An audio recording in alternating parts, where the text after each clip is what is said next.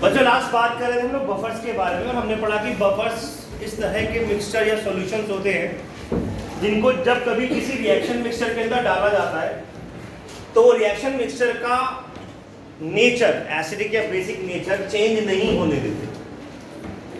यानी कि मान लीजिए कोई रिएक्शन है, वो रिएक्शन हो रही है लाइक से R gives P और रिएक्टेंट गिव्स प्रोडक्ट, तो होगा क्या कि अगर मान लीजिए प्रोडक्ट जो है वो एसिडिक इन नेचर है तो धीरे धीरे मिक्सचर का जो pH है वो एसिडिक हो जाएगा। लेकिन अगर इस मिक्सचर में बफर डाल दिए जाएं तो वो बफर क्या करते हैं, वो बफर मिक्सचर का या रिएक्शन का जो pH है उसे चेंज होने से बचा लेते हैं। ये बात फिर भी ध्यान से मानकर चलिएगा कि वो बहुत ज्यादा कारगर नहीं होते हैं। यानी कि अगर आप ऐसा सोचें कि हमारी मान लीजिए कोई रिएक्शन है वो pH 7 पे हो रही है, न्यूट्रल हो रही थी, लेकिन उसका pH एकदम से घटते घटते 1 हो गया, तो 7 से 1 हो गया, उसे बचा लेंगे, ये पॉसिबल नहीं है। या है भी तो बहुत कम अमाउंट तक, बहुत छोटी रिएक्शन, लार्ज अमाउंट में दिक्कत आती है।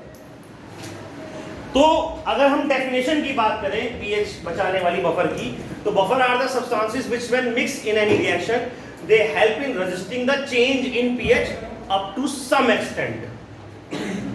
इसमें भी अलग अलग चीजें आती हैं, बफर के अलग अलग रोल आते हैं, और वो क्या आते हैं कि जो बफर्स होते हैं वो बेसिकली कौन से pH को मेंटेन करेंगे इस पे डिपेंड करते हैं। जैसे कि कई बार कोई बफर है वो डिपेंड करेगा कि भैया जो pH है हमारा वो pH 6 को मेंटेन करके रखेगा, pH 7 को मेंटेन करके रखेगा, pH 8 को मेंटेन करके रखेगा।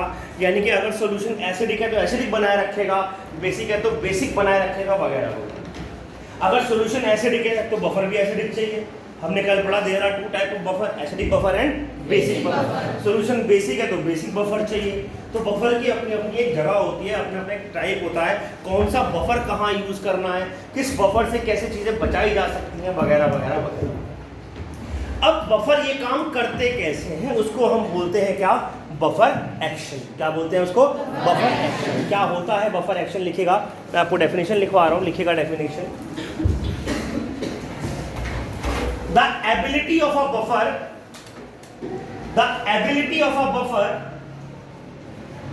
to resist the change, the ability of a buffer to resist the change in the pH of the reaction,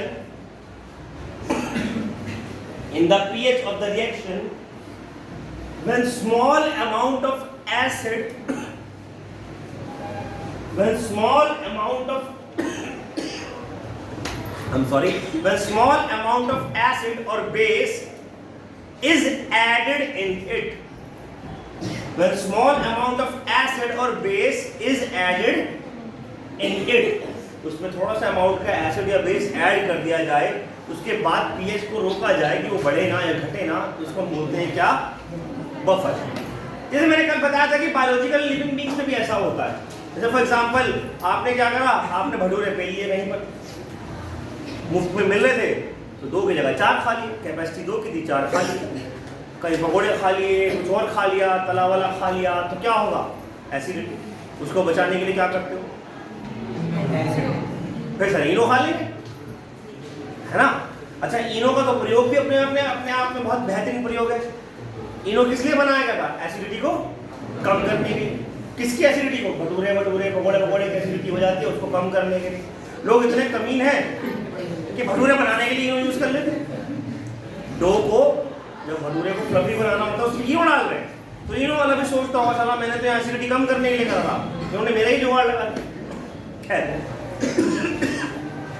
तो बेसिकली इनो क्या काम कर रहा है, इनो आपकी बॉडी में एज अ बफर काम कर रहा है। एंटासिड तो है ही है, लेकिन वो आपकी बॉडी के एसिडिक नेचर को मेंटेन कर रहा है, वापस लोअर पे ला रहा है। जहां नहीं है था, जहां पहले नॉर्मल कंडीशन थी 7.34 आपके pH ऑफ ब्लड था, उसको वापस ला रहा है, कोशिश कर रहा है कि आपके बॉडी का एनवायरनमेंट सेम रहे। So that's what we call buffer action, small amount को चेंज। लेकिन ऐसा नहीं है कि हाँ सर अब एसिड का असर खत्म करना है, हमने जो है 2 बोतल HCl घटक लिया था, अब उसको खत्म करने के लिए इनो ले लें, पॉसिबल, बिल्कुल अलग तरह की कहानी हो जाएगी, ऐसा सोचना भी मत।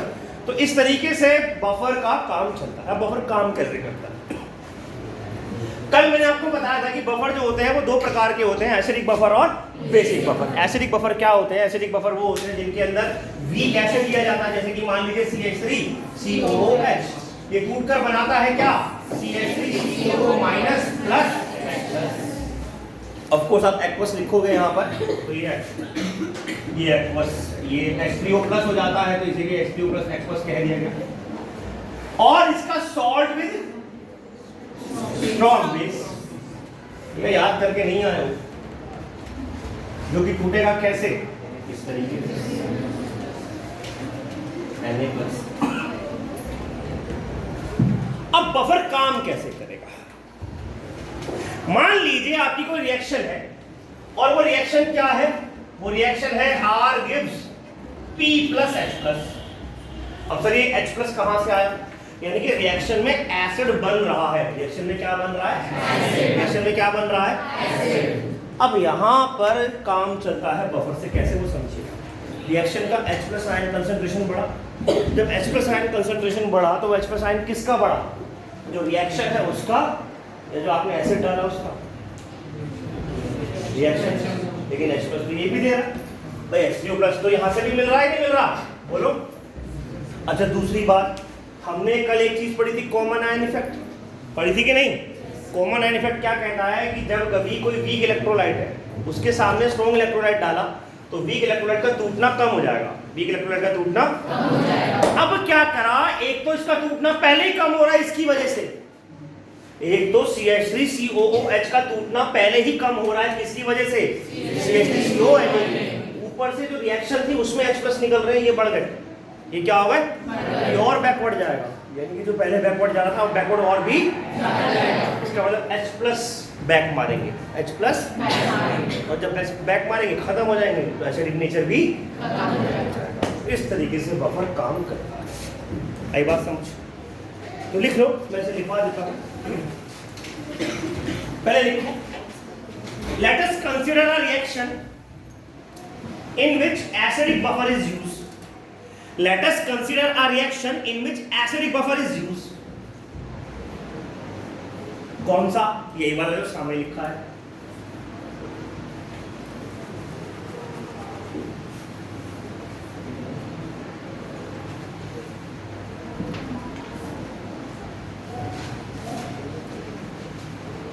Now in the mixture let's add small amount of HCl। अब मान लो मिक्सचर में हमने ऊपर से HCl डाल दिया, जो हमारा सॉल्यूशन था उसमें ये एक आपका बीकर हो गया, इस बीकर में सॉल्यूशन है, रिएक्शन तो चल ही रही है, रिएक्शन के चलते चलते आपका HCl बन गया या डाल दिया, यानी कि एसिड बन गया। क्या बन गया, तो ये भी H+ देगा भैया, है ना, ये दे रहा है। नाउ हमने डाला या बन गया, हमने डाला या, अच्छा हम यहाँ पे डाल रहे हैं, उससे क्या होगा, चेक कर रहे हैं काम कर रहा है नहीं कर रहा, हम खुद डाल रहे हैं, हम चेक कर रहे हैं काम कर रहा है नहीं कर रहा। तो let's add small amount of HCl, या HCl इन स्मॉल अमाउंट, जैसे भी लिखना चाहो, मुझे याद नहीं मैंने क्या बोला थी।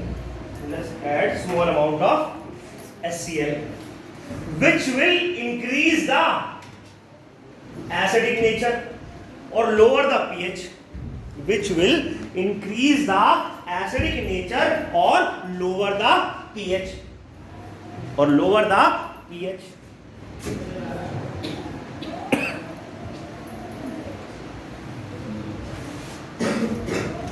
ठीक है जी, this is done by increase in number of hydronium ion। This is done by increase in number of hydronium ion, जो hydronium ion है वो बढ़ गया है, increase in number of hydronium ion। But due to common ion effect and Le Chatelier principle, common ion effect and Le Chatelier principle and Le Chatelier principle, the mixture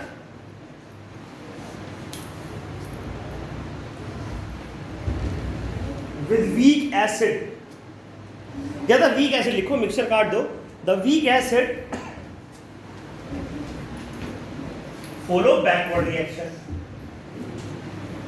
follow backward reaction. तो ये जो acid देखो यहां पर भी क्या है, दो चांस है भाई, H+ आयन बन रहे हैं, ठीक है।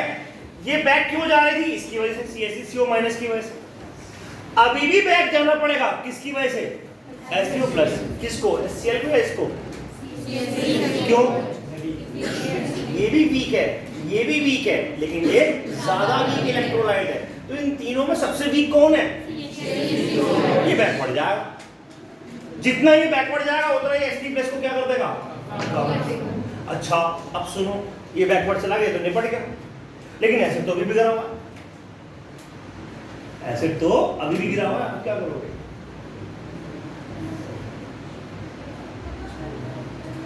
तो भैया इसका रोल आएगा, इसको थोड़ी पता है कि CaCO- मेरे है कि नहीं है, नहीं समझे भाई। अब मिक्सचर में ये और ये भी तो है, और बैकवर्ड चले गए, तो कभी इससे बचा लिया, कभी इससे बचा लिया, दोनों से मिलके इतना बचा लिया कि पीएच ही खत्म कर दिया, बिल्कुल ही बैकवर्ड कर। एक बार यहां से गया, फिर जब ये निपट गए, H+ अभी भी है, तो CH3COH को थोड़ी पता कि ये किसका है, उसको लगा ये भी मेरा, और ये क्या है, H+, तुम भी पीछे चलो, कॉमन आयन था। तो इस तरीके से दोनों ने, वीक एसिड ने और उसके सॉल्ट ने मिलकर H+ आयन की समाप्ति ही कर दी एक तरीके से। आ रही है बात समझ। तो ये कहलाता है बफर एक्शन, ठीक। Will go to the backward direction. बस ये बफर एक्शन है, ऐसे ही बेसिक बफर का एक्शन हो जाएगा। अब जैसे चाहो वैसे समझ लो, एग्जाम में कभी लिखने को नहीं आएगा ना, बफर एक्शन का कोई कॉन्सेप्ट तुम्हारे कोर्स में आता है, प्रैक्टिकल होते हैं वो कोई करवाएंगे नहीं, तो टेंशन लेने की जरूरत है नहीं, ठीक है जी। करवा दे तो भी कर लोगे। एक बात बता दूं, बफर का यूज केमिस्ट्री और बायो के प्रैक्टिकल में बहुत ज्यादा होता है। लिविंग बीइंग बिना बफर के जिंदा एक सेकंड नहीं रह सकते। आपकी बॉडी में जो इलेक्ट्रोलाइट है वो सब बफर ही तो है। हमारी बॉडी का सबसे इंपॉर्टेंट बफर कौन सा है, हाँ जी बायो वाले,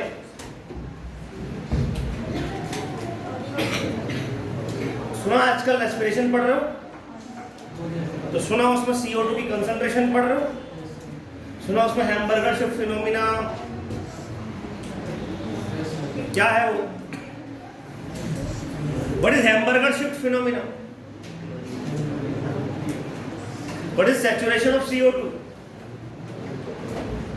क्या रेस्पिरेशन पढ़ लियो, हो गया रेस्पिरेशन खत्म या नहीं, चल रहा है। हाँ वो तो वो भी सी बात, जो क्वेश्चन पूछ लिया वो चल रहा है या होगा नहीं। सर उसमें क्लोराइड आयन, Cl आयन अंदर आ रहा था और CO2 निकल के बाहर आ रहा था। किससे, बॉडी से, नहीं cell how CO2 is transported in blood, by the help of diffusion how CO2 in which form CO2 is transported in blood, gases. अच्छा ब्लड में गैस, वाह, हाँ बोलो बोलो बस। तो फिर जो कार्बोनिक एनहाइड्रेस पढ़ते हैं उसका क्या काम है,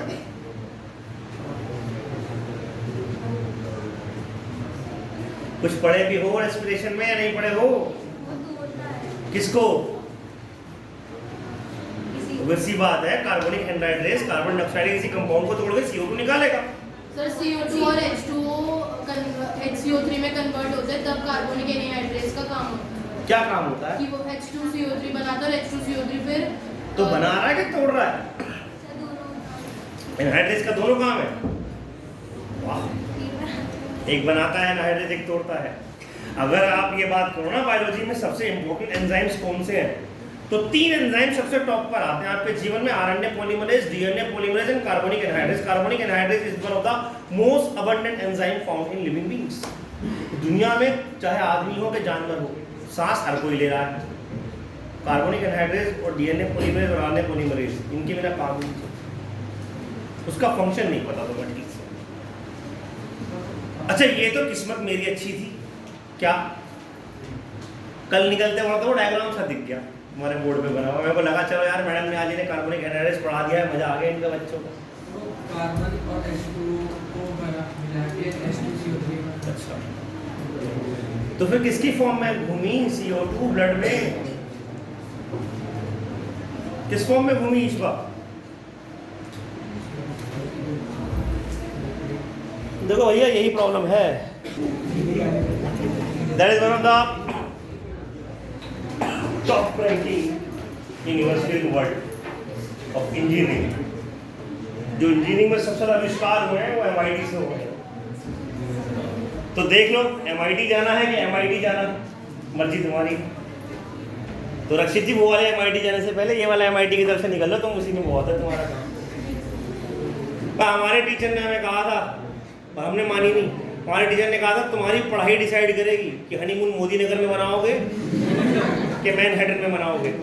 मेरठ से बाहर ही नहीं निकल पाए। देखो सीधी सी बात है, आपकी मेहनत आपको वहाँ कहाँ लेके जाएगी वो आपको डिसाइड करना है। यहाँ से बस भी जाएगी, यहाँ से ट्रेन भी जाएगा, यहाँ से सब कुछ जाएगा। तुम किस में बैठने लायक हो, तुम्हारी मेहनत है, तुम्हारी बफरिंग है। ठीक है जी, और मेहनत। तो बफर क्या करेंगे, बफर बैक रिएक्शन दिखाएंगे, फॉरवर्ड आगे जा रही है, बैकवर्ड दिखाएंगे। एक्सप्रेस को कम करना है, ये इसका रोल है, एक्सप्रेस को कम करना। अब ये कहां से आ रहा है, ये कहां से आ रहा है, इससे मतलब नहीं है। एक्सप्रेस यहां से आ रहा है तो भी बैकवर्ड, ये यहां से आ रहा है तो भी बैकवर्ड, ये दोनों मिल रहे हैं तो भी बैकवर्ड। ऐसे ही बेस काम करेगा, यानी कि कंसंट्रेशन मेंटेन करनी है किसकी, H3O+ that is what we call buffer action. Buffer action के बाद जो क्वेश्चन बोर्ड में आना है वो आना है बफर का pH। सॉल्ट का pH होता है कि नहीं? सॉल्यूशन का pH होता है, तो बफर का भी खुद का अपना एक क्या होगा, pH। एसिडिक बफर का pH ऑब्वियस सी बात है 7 से कम। बेसिक बफर का 7 पर एग्जैक्टली कितना होगा उसके लिए हेडिंग डालेगा pH ऑफ बफर। और इसके लिए कंपटीशन में नाम आता है हेंडरसन्स इक्वेशन। हेंडरसन्स इक्वेशन ये बताता है pH ऑफ बफर का formula. Henderson's equation pH of buffer equals to क्या मतलब, पहला लिखेगा pH of acidic buffer, pH of acidic buffer, pH of acidic buffer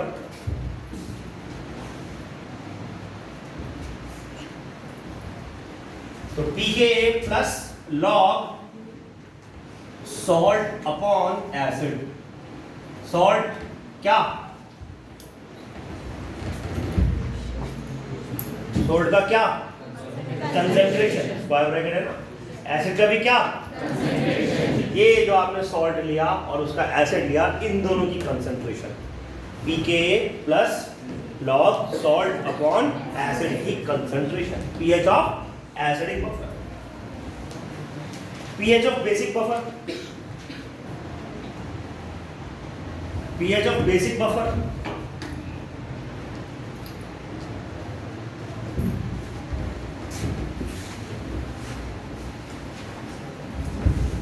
pH of basic buffer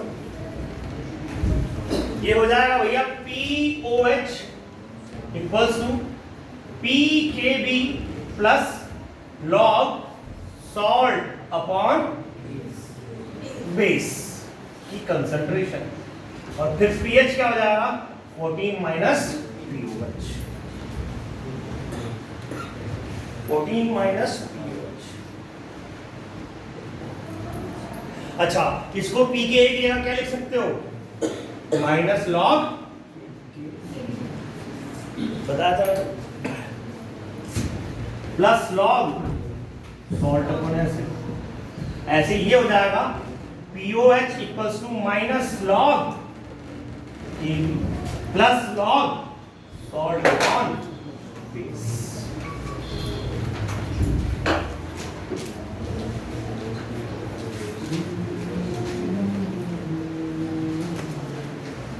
देखो एप्लीकेशन ऑफ बफर, जल्दी टिपो यार। pH of sorry application of buffers एक तो भी बता दिया। बॉडी का pH मेंटेन करने में बहुत ही ज्यादा इसका उपयोग होता है। लिखेगा the pH of blood ranges from 7.3 to 7.4। Application में नंबर 1 लिखिए, the pH of blood ranges from 7.3 to 7.4। Exactly बताऊं तो 7.3, 4, 3, 5, 3, 6 के आसपास रहता है। स्लाइटली बेसिक होता है हमारा ब्लड। कैसा होता है, स्लाइटली बेसिक। हमारा ब्लड याद रखिएगा, बायोलॉजी वाले भी याद रखिएगा और केमिस्ट्री वाले भी। आईएएस आईपीएस एग्जाम में आ जाता है, ये सीडीएस एग्जाम में क्वेश्चन आया हुआ है, ये कॉमन क्वेश्चन है। PH of blood is slightly basic, तो pH of blood is slightly basic. It is controlled by buffers. अरे 10th क्लास में टॉपिक नहीं पढ़े थे एप्लीकेशन ऑफ pH या pH इन डेली लाइफ? वही सोइल वाला आ जाएगा अगला। pH of soil is maintained by buffers. For example किसी सॉइल में एसिड बढ़ गया, क्या करोगे? बेस डाल दो, तो बेस नहीं डालेंगे, बफर डालेंगे। अबे एसिड बढ़ गया तो बेस डालोगे तो क्या बन जाएगा? सॉल्ट, पानी छोड़ देगी मिट्टी, तो उसमें भी क्या डालोगे? बफर डाल लिखेगा the pH of soil is maintained by buffer which is required in agriculture. Required in agriculture. The pH of, एक बहुत बड़ा एग्जांपल दिखाता हूँ इसका pH इंडिकेटर। घरों में इंडिकेटर यूज होते हैं, कौन कौन से? अरे टर्मरिक पर छोड़ो, कहाँ यूज करोगे टर्मरिक को? टर्मरिक यूज करने के लिए सफेद शर्ट खराब करोगे, फिर सफेद शर्ट पर हल्दी लगाओगे, फिर साबुन लगाओगे, फिर बचेगा अच्छा साबुन बेच, तो उसमें मम्मी तुम्हें गाल पे लगाएंगी, बचेगा तो रेड हो रहा। Turmeric change yellow into red, है ना? कहाँ से येलो, कहाँ पे रेड? गाल का येलो रेड हो जाएगा, शर्ट का येलो ब्राउन होगा। चेक कर लेना तुम्हें क्या करना है। इससे बड़े एग्जांपल बता रहा हूँ। घर में टॉयलेट है, यूज करते हो? हंसने वाली क्या बात है? करते हो कि नहीं करते हो, या पड़ोस में जाते हो? हाँ, या मोदी जी ने बनवा के दिया जो उसमें यूज करेंगे, तो टॉयलेट को साफ भी करवाते होगे? करवाते हो कि करते हो? क्या हम तो बड़े लोग हैं सर, करवाते हैं, है ना? तो करते हो। हार्पिक यूज किया है कभी? हार्पिक यूज करो। Harpic is a blue colour compound, mix it with urine, it will change into green colour. 10th में नहीं पढ़ाते हैं इंडिकेटर, 11th में बता देता हूँ। तो इससे क्या पता चला? पीएच चेंज हो गया। इसका मतलब यूरिन का एक अपना पर्टिकुलर पीएच होता है। अगर यूरिन ज्यादा एसिडिक हो जाए तो यूटीआई हो जाएगा। What is UTI? एक करा पेमेंट हो जाएगी, वो यूपीआई होता है। तो हाँ यार, यूरिनरी ट्रैक्ट इन्फेक्शन हो जाएगा। तो बॉडी के हर पार्ट के लिए पीएच जरूरी है, सॉइल के हर पार्ट के लिए पीएच जरूरी है। याद रखिएगा, उसको मेंटेन करना जरूरी है। लिखिएगा। इन इंडस्ट्री, ये सबसे खतरनाक है। इंडस्ट्री में अलग अलग कलर की डाइज आती हैं। इंडस्ट्री में अलग अलग कलर की डाइज, पीएच चेंज कर दो कलर चेंज हो जाएगा। येलो ब्राउन बन जाएगी, ब्राउन रेड बन जाएगी, कपड़े का रंग बदल जाएगा, कपड़े में दीवार का रंग बदल जाएगा। नहीं, ये तो सफेदी, इसमें क्या बदलेगा? मेरी पीली बढ़ जाती है। घर पे पेंट करो, घटिया पेंट लगाओ, घटिया मतलब चूने वाला पेंट। जितना प्रदूषण होगा, जितनी बारिश होगी, पेंट का कलर भी चेंज कर देगी वो। कैसे? पेंट में डाई होती है, मान लो पोल्यूशन वाली बारिश हो गई, एसिडिक रेन हो गई, तो एसिडिक रेन उसमें मिल गई, डाई के कलर चेंज कर देगी। अगर उसमें बफर नहीं डले हुए, उनके अपने बफर होते हैं, वो अच्छा पेंट होता है। तो अच्छे पेंट में पेंट जल्दी नहीं बदलता, बाहरी दीवारों को सुरक्षित रखता है धूप से, बारिश से, धूल से, मिट्टी से। झरना अलग बात है, शाइन होना अलग बात है, कलर ही बदल जाते हैं कई बार। घर में ऑरेंज पेंट करा, कुछ दिन बाद आके देखा गुलाबी सा हो गया, होता है कई बार। येलो पेंट करवाया, वो ब्राउन सा लगने लगता है, या येलो ब्राउनिश येलो बन जाता है, मिट्टी वाला येलो बन जाता है, क्योंकि कलर चेंज क्यों हो रहा है? एनवायरनमेंट का पीएच चेंज हो रहा है, वो झेल नहीं पा रहा। तो लिखिएगा, in industry buffers are used in paints, dyes और तो कॉस्मेटिक्स। मतलब लेडीज ने मान लो लाल लिपस्टिक लगाई, बाहर है काली हो गई, भूतनी बनती, पर्पल लगाई नीला हो गया, फिर मत कहना सर ये क्या हो गया। तो industry buffers are used in paint, dyes, cosmetics, ink. ये तुम काली, लाल, पीली, नीली इंक देख रहे हो, बस क्या फर्क है? एसिड का पीएच चेंज कर रखा है इसमें। इंक के साथ टेस्ट कर लेना घर पे, कभी स्कूल में जाओगे ना लैब में, ये मार्कर की इंक होती है, कौन सा रंग की है, इसमें कौन सा रंग है, ब्लैक ही तो नहीं है, मिक्सचर ऑफ कलर है। क्रोमेटोग्राफी करिए कभी, सुना है, क्लोरोफिल की करते हो ना, उससे साल इसकी करके देखना, इसमें 6 रंग मिले होते हैं, ये अकेली ब्लैक नहीं है, 6 रंग मिलके ब्लैक है। इसमें हल्का सा एसिड डालो, सा कलर बदल जाएगा, ब्लूइश हो जाएगा, बेस डालो कुछ और हो जाएगा, KMnO4 डालो कुछ और हो जाएगा। ये बड़ा मजेदार चीज है मार्कर। लेकिन तुम्हें इससे मतलब क्या, लैब में आकर तुम एक दूसरे पे छींटे उठाओ, ले ले तू एसिड ले, टीचर क्या कहता है, तू रहने दे भाई, तुम लैब से बाहर ही जा। So there are so many experiments you can cover by acid and base, but they are really dangerous, so you have to take care of them. ठीक है नहीं? Always perform practical in guidance of teacher. At least आपके ऊपर कोई guide होना चाहिए जो आपको बताए कैसे कैसे प्रैक्टिस करे जाते हैं, पर करने चाहिए। नंबर 4, तो जो प्रैक्टिकल तुम्हें करने चाहिए एसिड बेस के, उन्हें क्या बोलते हैं, analytical chemistry. It is used in analytical chemistry in laboratory. Number 4th application. It is used in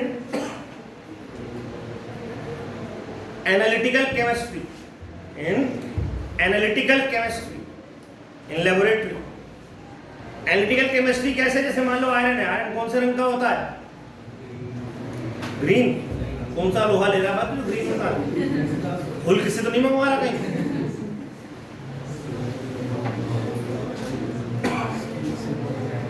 11th class के बच्चों से पूछा आयरन कौन से रंग का होता है, इसके ऊपर डिस्कशन चल रहा है, इन्हें MIT जाना है, इन्हें डॉक्टर बनना है, इंजीनियर बनना है। मतलब कुल मिला के 4 मेटल नहीं होंगे जिनका कलर व्हाइट ना हो, बस उनमें से एक आयरन है। ये भी नहीं पता होगा क्या बोल रहा हूं। कितने मेटल है दुनिया में नोन,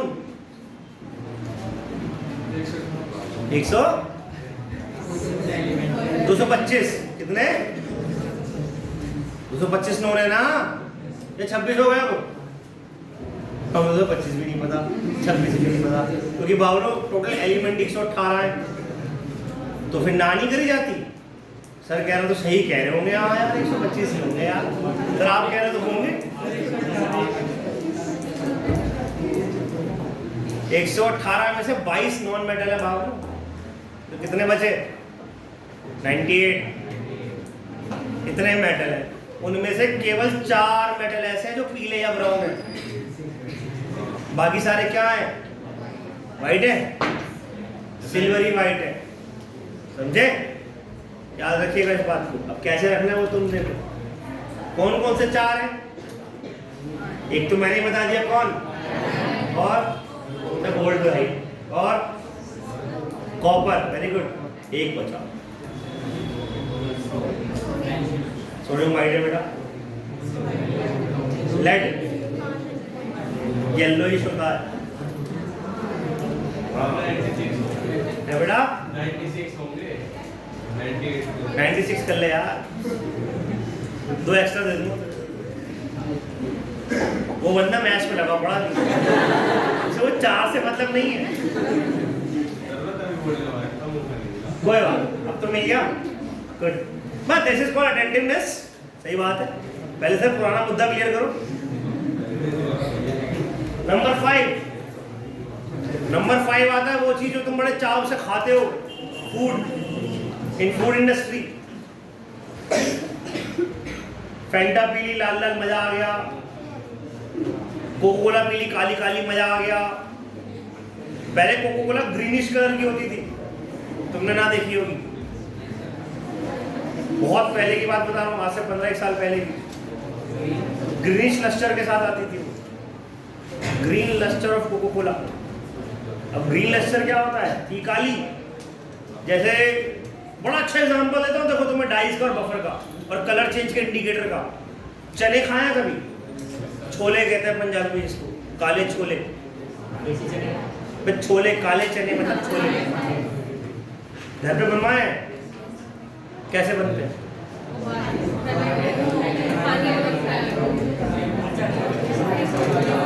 चने की समझा जाके, चने बहुत सारे होते हैं, जैसे एक मिनट, अरे भैया वैरायटी दे, व्हाइट वाले चने होते हैं,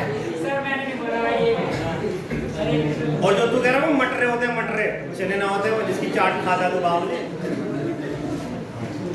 कुछ ना पता था हमारा तो मुंह में जाना चाहिए सामान बस। एक टेक्निक होती है लोहे की कढ़ाई में चने बनाना, बनवाया कभी? लोहे की कढ़ाई नहीं होगी बहुत दोनों घर में। अच्छा लोहे के आयरन, हाँ वो आयरन की आयरन के गुण आ जाते हैं उसमें।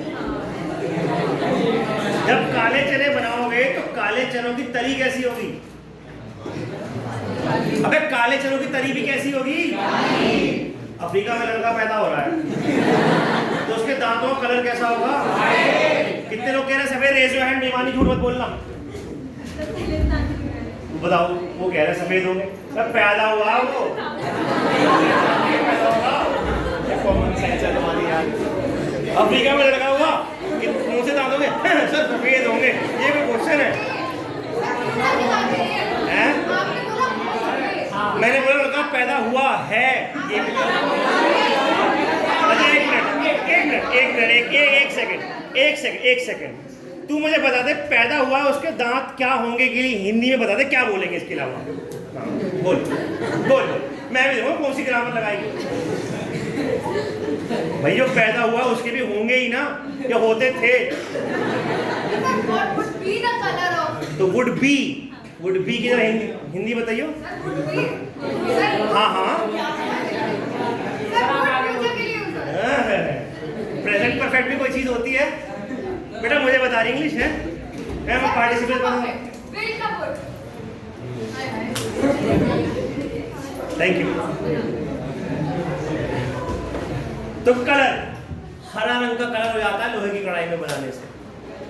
तो दे change the colour of food, juices का कलर चेंज करते हैं। जैसे आप माजा पीते हो, माजा कटरीना आंटी आती है ना,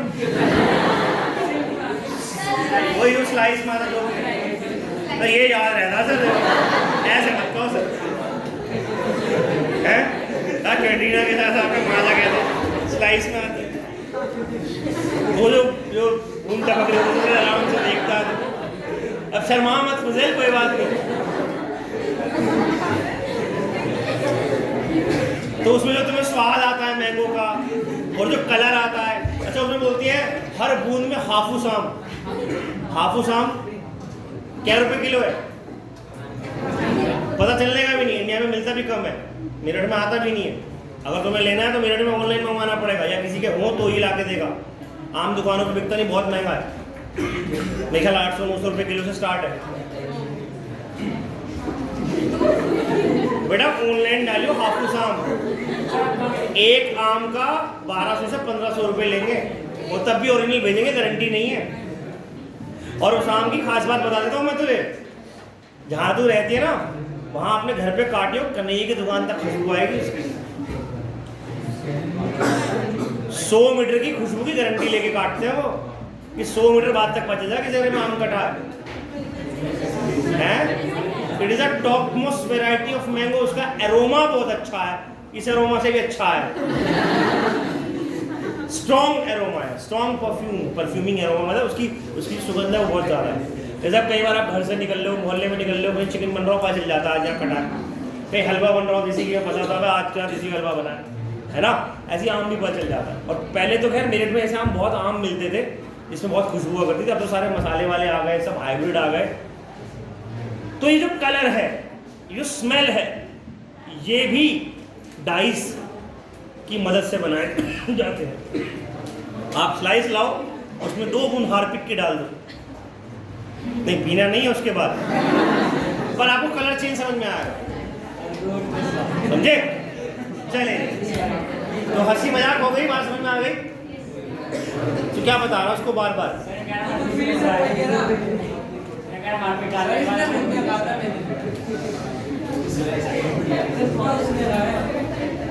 हेडिंग डालिएगा लास्ट हेडिंग इस चैप्टर की।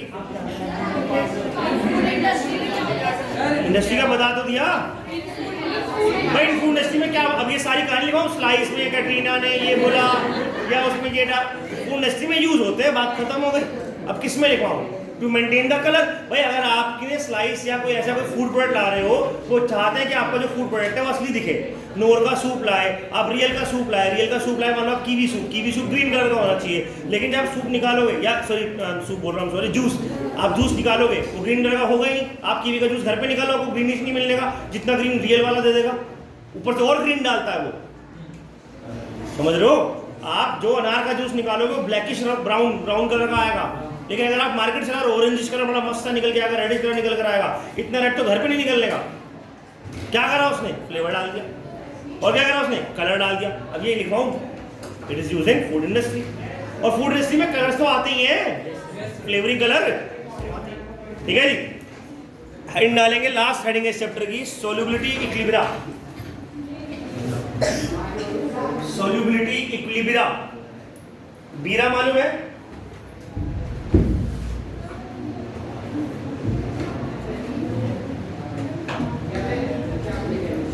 अरे बीरा की बियर में आती